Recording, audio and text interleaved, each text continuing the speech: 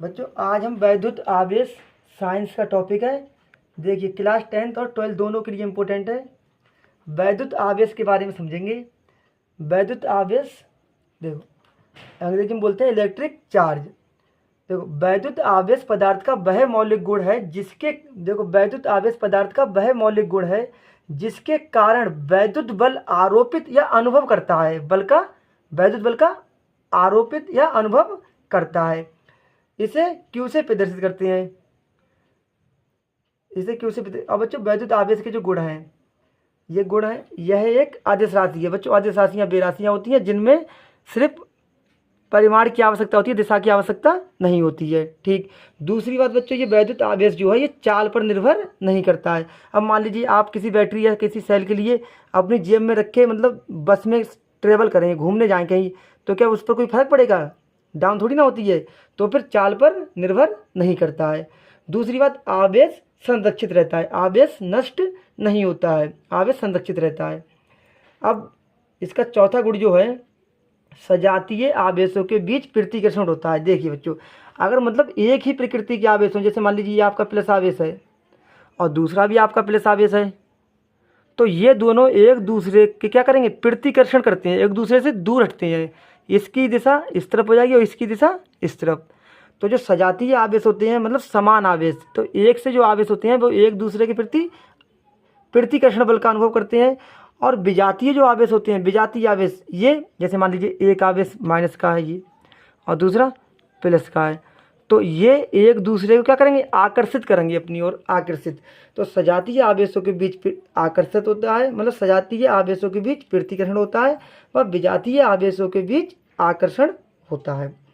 देखिए बच्चों, वैद्युत आवेश के प्रकार। वैद्युत आवेश दो प्रकार का होता है। कितने प्रकार का होता है? दो प्रकार का। देखो पहला जो प्रकार होता है, एक धन आवेश होता है, एक ऋण आवेश होता है। धन आवेश का मतलब होता है बच्चों प्लस का चार्ज, और ऋण आवेश माइनस। देखिए अगर कोई भी जैसे तत्व है, अब मान लीजिए यहाँ पर सोडियम को ले लीजिए, समझिए आप। देखिए बच्चों वैद्युत आवेश के प्रकार, धनावेश और ऋण आवेश। अब समझिए आप बच्चों, मान लीजिए सोडियम है।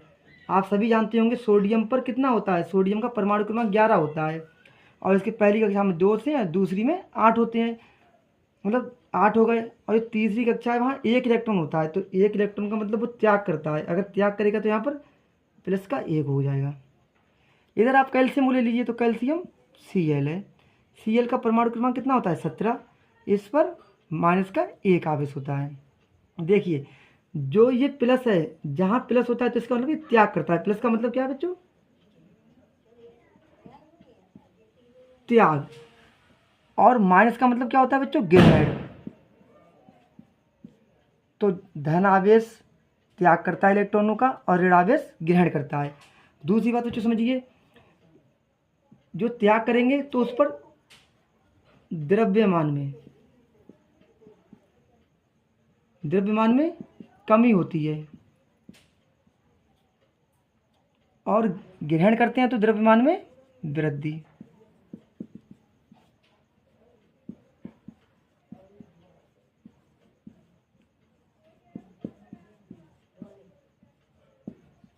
ये हो गए आपके मतलब आवेशों के प्रकार के बारे में। दो प्रकार के धनावेश, ऋणावेश होते हैं। ठीक है बच्चों, एक और समझ लीजिए यहीं पर, फिर हम आप लोगों के लिए मात्रक समझाएंगे। इलेक्ट्रॉन पर जो आवेश होता है, इलेक्ट्रॉन पर आवेश, इलेक्ट्रॉन पर जो आवेश होता है वो होता है बराबर 1.6 10⁻⁻19 कूलाम का। ये हमारा होता है आवेश।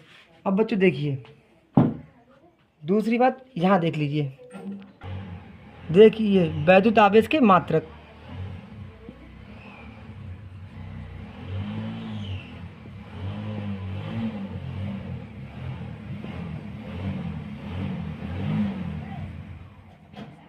बच्चों वैद्युत आवेश का जो मात्रक होता है, देखो सूत्र आपको पता होना चाहिए, वैसे तो आपको सबको पता है। वैद्युत आवेश का जो मात्रक होता है बच्चों, वो होता है कूलाम। क्या होता है? कूलाम।